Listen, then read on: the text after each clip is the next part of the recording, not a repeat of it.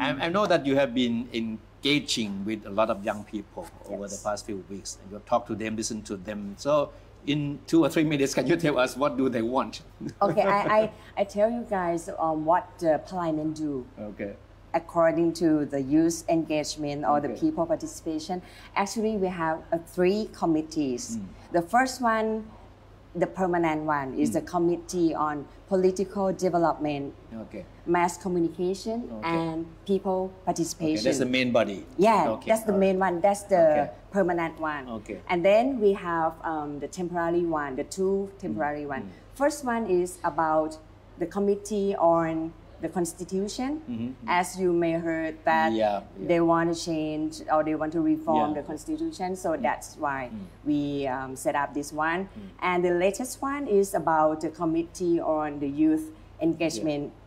You know, and you're involved on these 3. Yes, because I handle on the topic of women and youth. And then I'm working on these 3. So you must have heard a lot from a lot of people on many things. So tell us. Things. I should tell you the concept first. The concept about the participation, it should have 3 dimensions. The first one is the accessibility or the opportunity to voice. That's the duty of as the government or as the parliamentarian can do to open the opportunity to voice, right? And the second one is the willingness to join, the willingness to voice or the freedom of participation. And the last one is the quality. I think this is the most important one. This is the quality of the participation. Then we divided the duty, the separation power. Like if you want to move on, you don't want to fix anything at the past, you want to go on, then you go to the Committee on the Political Development and we work together. Or if you want to fix something, you don't like this constitution, you want to change something, then you go to the Committee on Constitution. Or you want something and you want to be heard. You have the idea, the voice that you want to be heard. Then you go on the Committee on the participation. But for the start, we focus on the one that deals with the young people. Because they are the ones that are making headlines now. So what have you found? I actually we invite many groups, and as I said to you that it's about willingness to join.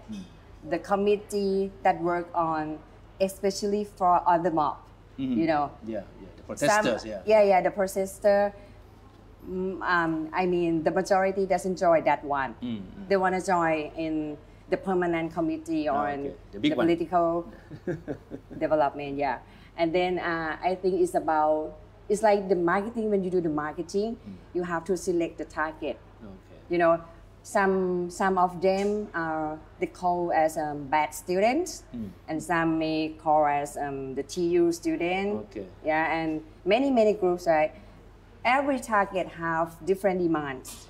You know, some of them demand for the 10, commandments that about the monarchy. And some of them have 3, demands. They want some needs about they want to change the constitution.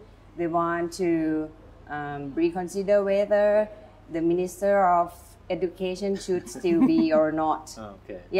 So I think many different groups have different demands. So it depends, it cannot tell that one can represent for all.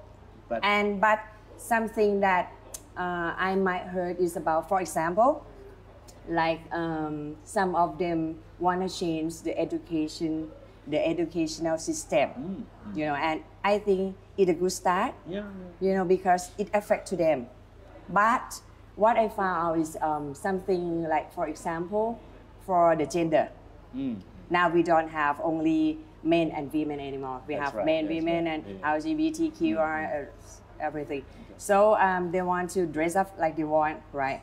And then they demand for that. And now some university, like Chulalongkorn University, they allow the student to do so, right? But the point is, okay, you can dress what you want, not depend on your gender anymore. And then when you go to the toilet, what the toilet should be. You go to the women, toilet, or you go to the man toilet, or you need to create the new toilet for LGBT, or we go back to the past and then we use only one toilet to make them equality. Universal. So what I want to say is you cannot fix only one point, one little point, and then you may create the new problems. So what I want the student to do, maybe if we can collaborate together, we can work together, then you should initiate all the way to the end. And then, because when we making some laws and regulation, it applies to all, not only for you, right? But also the head of the university or the head of the school can have the authority, right? Authority for some small issue.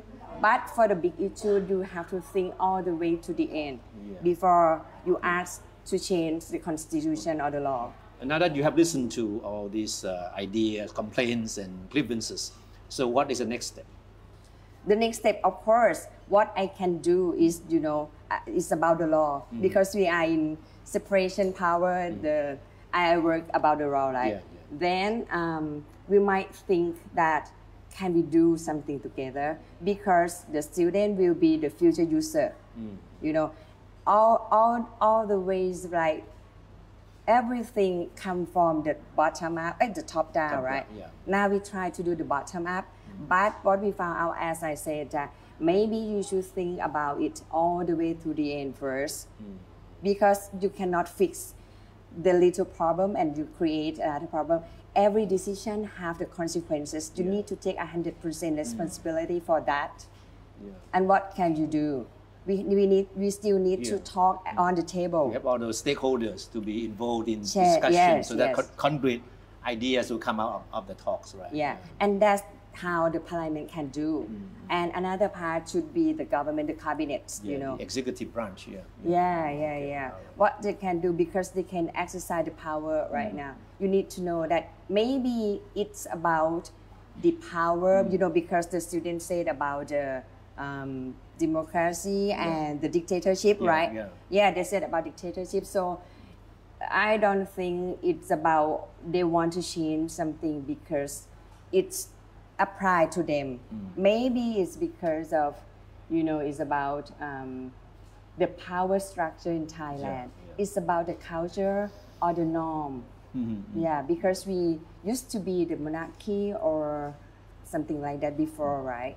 Then we need to understand the culture before. That's true, Because with the, the power authoritative structure in Thailand, what have the students said about this? What are the underlying problems that still exist from so far with the way you talk to them? I heard that they said about that dictatorship start from school.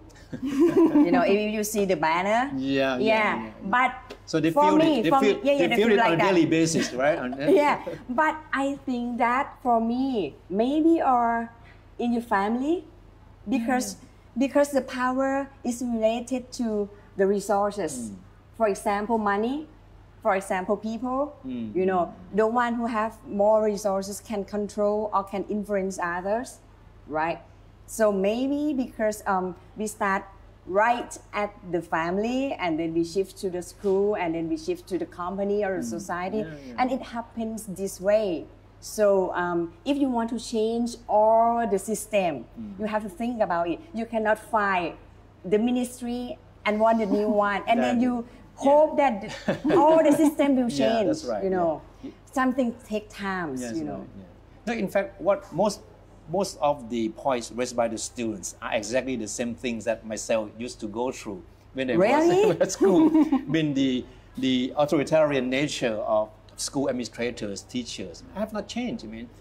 Because this teacher view all the power and tell students what to do. So and that's why I tell you, maybe it's about the structure of the power in Thailand. Because as many people say that the Thai structure here, it's more of a vertical hierarchy. It's more like everyone, whoever's at the top, you must obey that person. Whatever they tell you, you have to listen to them no matter what they say, even though they're wrong. So the party said, why you obey to them? Because they have more resources, right? Because they own the money, they have some support, right? Yeah. And that's why. And how should we try to make it right, horizontal? Yeah. Now, I see this, I myself see this as a new awakening for young people. But do you see it as a beginning of a major change in the culture? Yes, I think because this is a new, the new thing in our society that the students come out and then make some protests, So maybe it's the new beginning, I think. But the way that we can do is we should still listen to them, and then we should explain how the system goes, because you can change it immediately. Everything takes time, because we have only 88 years of democracy, and all through 88 years of democracy we have right now we are in 62 cabinets, right? So it's around 1.4 per one cabinet to work on. So it is not easy. That's right. Yeah. That's right. So what have you been doing so far to help these students get their voices heard? For me, the committee that I run as a chairwoman, I didn't go on, I cannot fix anything, but I can move forward. So the committee that I set up, I let the student give the ideas how you want to develop our country, how you want to move the country forward, and we can work together. And then we have some budget for them, and then they work it for us, and then they go to the parliament, we open, and then we let them heard of, I invite someone from the cabinet, and someone from my side, from the MP, and listen to them, and maybe that if that idea is very good and it is a potential idea, potential solution, then we can apply immediately. It's better than fix something because it's very take time, so I don't do like that. Okay, if you have any ideas, and then you can provide us. And then as I told you, we have 3 dimensions of the participation concept. So we have to give them some knowledge or some skill. As you can see that right now we turn to the digital world.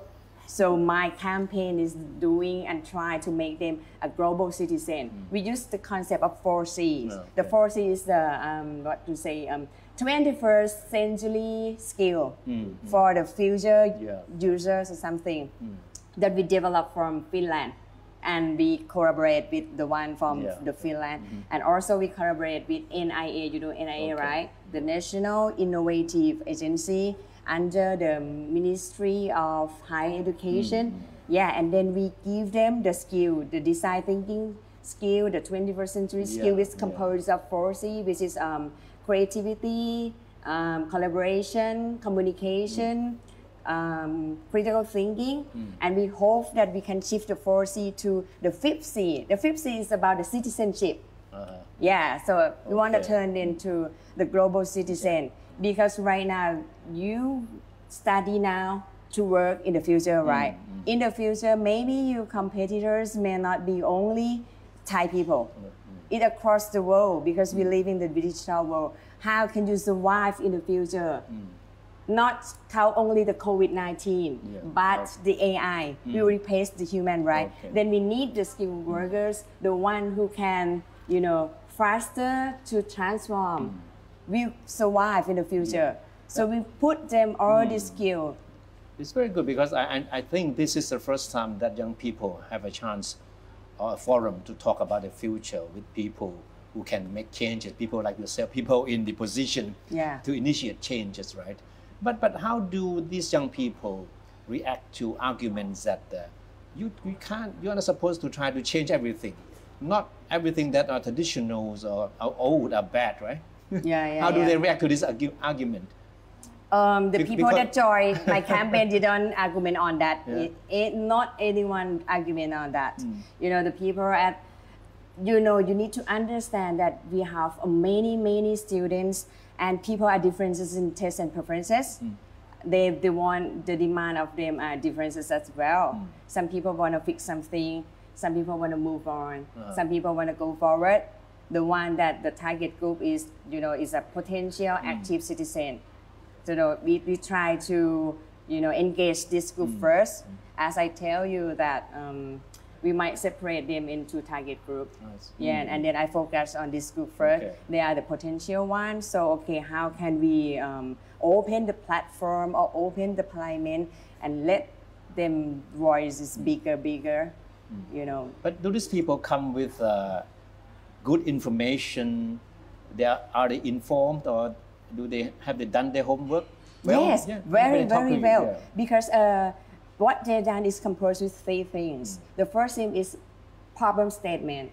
They need to understand what the problem that affect to them. Maybe the bad traffic, maybe the local economy, for example, or maybe the healthcare, maybe the communication, anything. Okay, they state about the problem statement, and then they do the pilot area. Like if they live in Bangkok, okay, they do it in Bangkok, maybe in Samyan zone, or maybe in Bang Sue zone, or they live in Chiang Mai, or maybe in Nim Ban He Min zone. So okay, then they need to pilot area first, because they cannot change all the area altogether, because different area need the different policy, right? And then the third one, they need to give us the potential solution. Only the potential solution can, and then they submit 3 things. And then we have, like I said, NIA, who coach them. We do the workshop. The one who join my campaign need to attend the workshop as well. And then they give the ideas about how to pitching if you are social enterprise, or if you have some campaign you want to submit, who you will talk to, which ministry. So it in real life is more practical, That's great. And so far, you've been talking to many student groups. Yeah. So, but it seems like their demands are different. Is there one thing that they have in common that you've found out so far? No, I don't think only one thing. They have many demands. Many demands. Is there not really a demand in common? No, not any consensus identified. Or maybe you heard, maybe you can suggest if they have one. I think there's one common demand. Prayut must go. No, the student from my campaign didn't talk about that. No. Yeah. Oh, they didn't. That's surprising. Yeah. No, but as I said to you, if they want Prime Minister to go out, they want to change, right? They have to give a good reason for that, right? They have to give a good reason for that. Yeah, and then you should think all the way to the end. Like if you change this one and you want the new one, and then you hope that all the system will be the same or not. Because right now, as you said, that since you were young, you faced with the educational system like this. The teacher will be like this, and for my generation as well.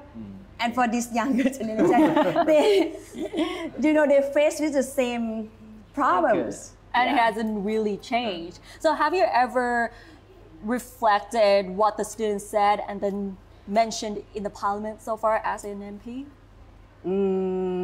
I think the one that I think we should reconsider is about the changing of the educational system.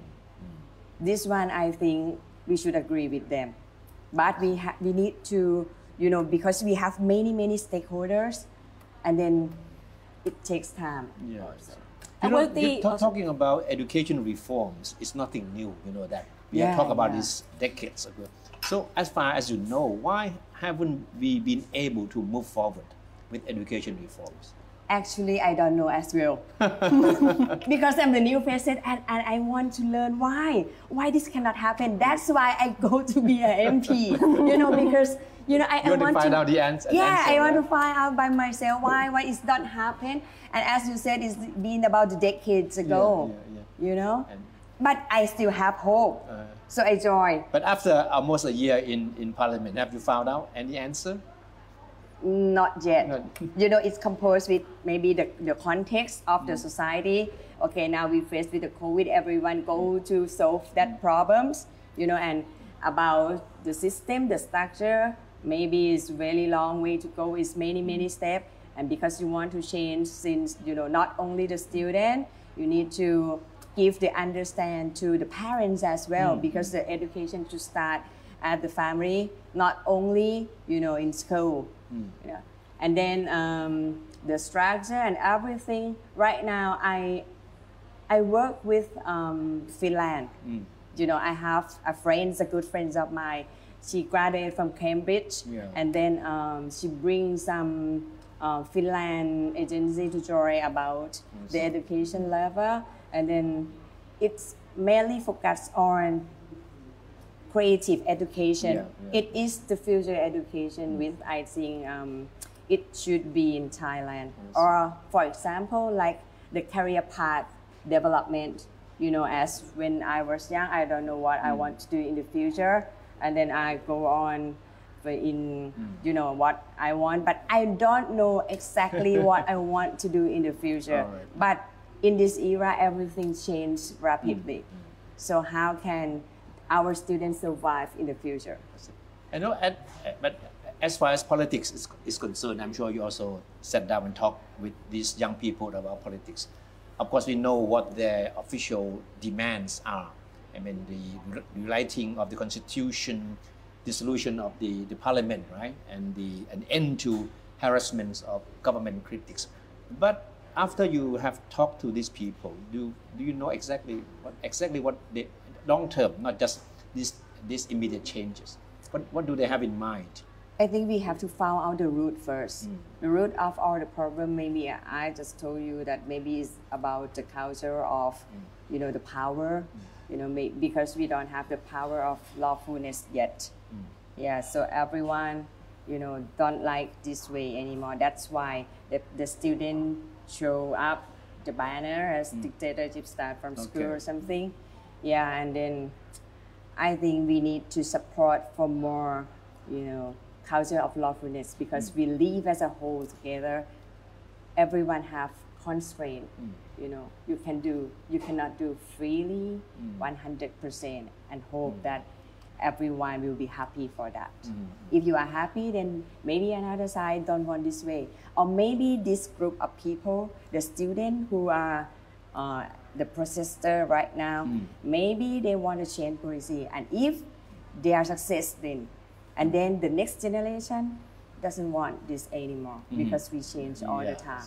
So as I tell you that we have 88 years of democracy, we still have a long way to develop. Do you personally agree with the protests that are going on right now? What I would say, I don't have agree or disagree, but I think it is a good point to start. But we have to give them some information, give more skill and knowledge, and how the system work out, so they can work together on the table.